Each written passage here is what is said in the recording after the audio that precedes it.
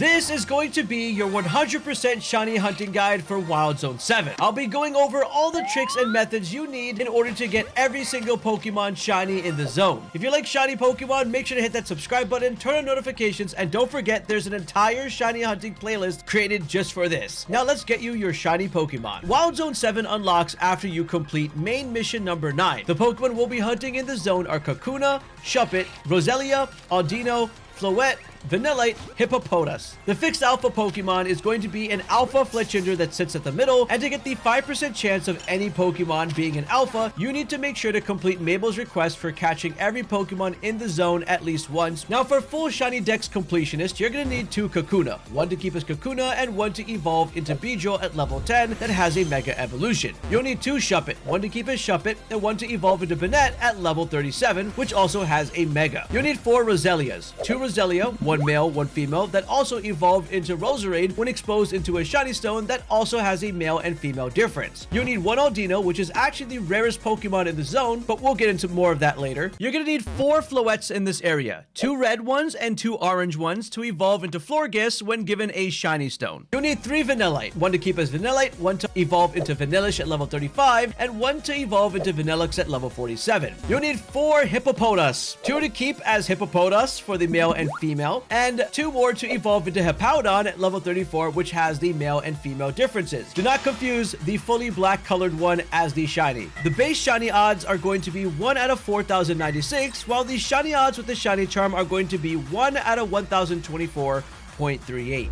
Alright, welcome to Wild Zone 7. Now, while Wild Zone 7 may seem a little underwhelming when you first take a look at the Pokemon here, as these are not like the most popular Pokemon, there are 3 Pokemon here that do get Megas, like Audino, Kakuna when it becomes Beedrill, and Shuppet when it becomes a Banette. But what I want to talk about is actually how rare some Pokemon are in this zone, especially for shiny hunters who do want to flex, because if you didn't know, when you catch a specific Pokemon and you check their summary, it tells you exactly in the description that you caught them in Wild Zone 7, or it tells you exactly where they are, kind of making it a little more rare than the other Pokemon you may find. Now, specifically in this zone, as soon as you come in, you're usually going to see 2 to 3 Vanillite spawns, and you'll see sometimes that a Vanillite spawn is showing a 50% chance of having a Roselia show up within the zone. Now, besides that, you're also going to find a bunch of these hippos in the zone. They are so annoying, but they're the most common ones that you'll find. These hippos having, I'm not saying their name, I hate the name, but it's Hippopotas, Hippopotamus. I struggle with this one. They have a 90% chance of spawning, and this Audino in the back over here actually has a 10% chance of spawning, and it shares the pool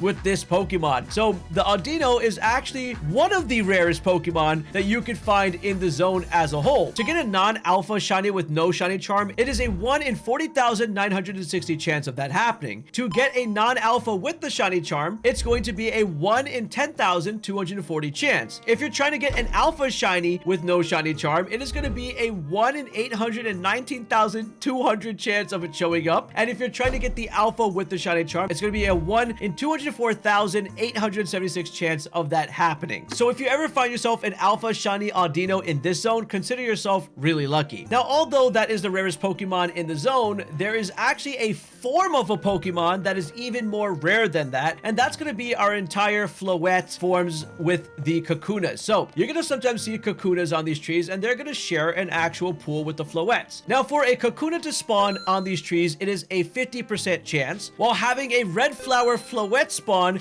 is going to be a 45% chance. And in order to get an orange Floette to even spawn, that is going to be a 5% chance. So let me put in perspective how rare it is to get a shiny. If you get a regular shiny, it is a 1 in 81,920 chance of that happening. If you want to get one with the charm, it is going to be a 1 in 20,480 chance of that showing up. So if you find a shiny orange flower alpha Floette without a shiny charm, that is a 1 in 1,638,400 chance of that showing up. And if you're able to find one with the shiny charm, that's an alpha shiny, it's going to be a 1 in 409,752 chance of that even happening. Now that you know the rarities of how crazy it is to get these Pokemon in the zone, let's go ahead and start doing our methods, because it's time. That's what this video is all about. So the first method that we're going to be doing is going to be the most basic one one of the game, which we talk about everywhere, which is the fast travel method. Now, fast travel method is pretty simple, right? You click on a zone as many times as you want. I suggest 10 and then walk in the zone. Is going to refresh and cycle through spawns that are 50 meters away from you. This means that you can get Pokemon within the zone to be shiny, as well as Pokemon outside of the zone to get shiny. So first, let's talk about the ones outside the zone that you should be checking at all times. You always have an accidental chance of having Magikarp show up, as they're literally directly behind the zone, as you can see over here. So fast shining to the zone,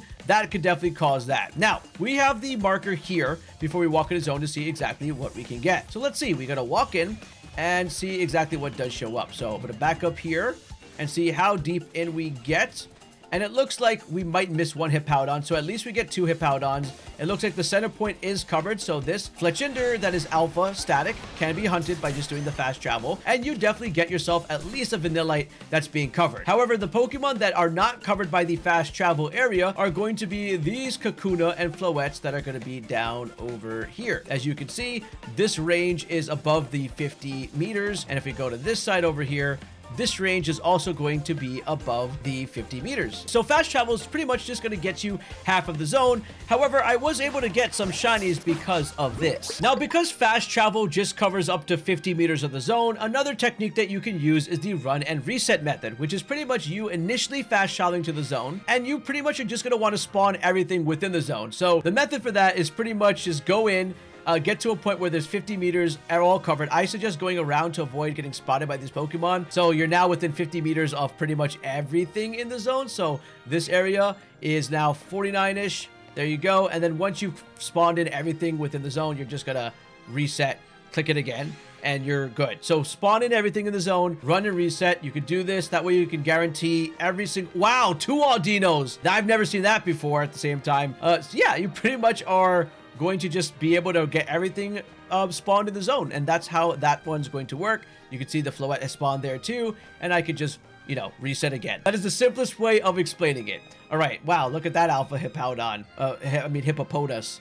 Scary. All right, the next method I'm going to explain is really simple. It's going to be our bench method. Now, the bench method is the most passive way of playing this game. It is going to be the auto way of playing the game, and as you can tell, if we do decide to select any bench here, let's go ahead and drop a marker. It's pretty much going to cover majority of the zone for you. So I'm going to head over to where Kakuna is, and you can see that these benches do reach some of these areas here. So if a Kakuna spawns or a Floette, it is possible depending on which bench you select. So if you select more of the left bench over here, you will be able to get more of that spawn. So let me grab this. So here is pretty much like the left bench area, and you'll be able to easily, you know, grab the spawns within this area completely. If you decide to pick the right bench right over here, there's a lot of alphas in the zone right now. So if you pick the farmost right bench, like this one over here, you'll then be able to hunt these Pokemon over here, the Kakuna and the Floettes in this spot. So it's kind of giving you an idea of how to pretty much hunt in the zone and get all these spawns. But bench definitely is one of the best ways to go. Now, bench is pretty simple.